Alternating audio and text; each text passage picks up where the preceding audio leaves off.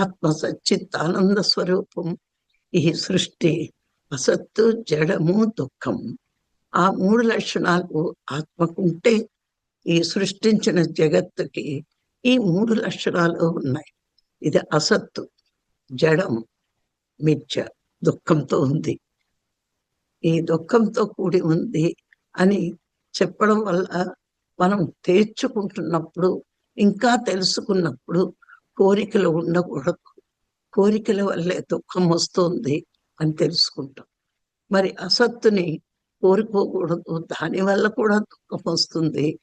మరి అసత్ అంటే ఏంటి అంటే సృష్టించబడింది ప్రతిదీ అసత్తే.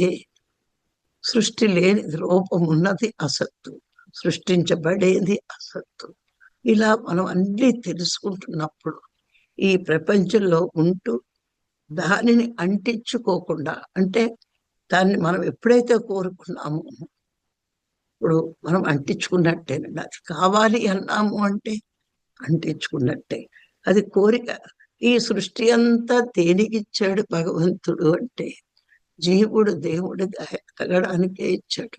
ముందు ఎన్నో జన్మలు ఎందుకు నేర్చుకుంటున్నాం అంటే తీసుకున్నాం అంటే అన్ని జన్మల్లోని ఎదుగుతూ పాఠాలు నేర్చుకుంటూ మరి మానవ జన్మకు వచ్చాక అనే భగవంతుడని తెలుసుకుంటూ మరి ఈ ఎదగడానికి, మనం ఎదగడానికి, పాఠాలు నేర్చుకోవడానికే ఈ సృష్టి సృష్టించబడింది.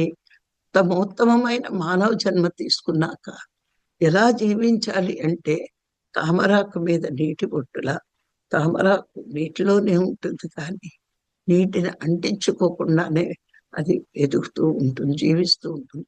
మనం కూడా ప్రపంచంలో ఉన్నవన్నీ వాడుకోవచ్చు, వాడుకోవడంలో తప్పు లేదు. వాడుకోవడం కోసమే ఈ పంచభూతాల ద్వారా తయారైన ఈ సృష్టిని మనం అనుభవిస్తూ మనమెవరవో తెలుసుకోవడానికి భూమి మీదకి వచ్చాం.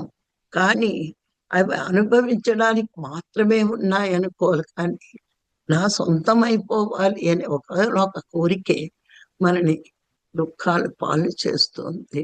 అందుకే మనకి ఎదిగే కొద్దీ ఇలాంటి మహావాక్యాలు తెలుసుకున్నప్పుడు నాయన జగత్తంతా ఇచ్చే ఏది కోరుకున్నా నీ విద్య, జన్మ, ఈ శరీరం అది కోరుకుంటుంది, మనసు అది కోరుకుంటుంది. శరీరము శాశ్వతం కాదు, నువ్వు కోరుకున్నది శాశ్వతం కాదు. ఈ రెండు శాశ్వతం కాదు.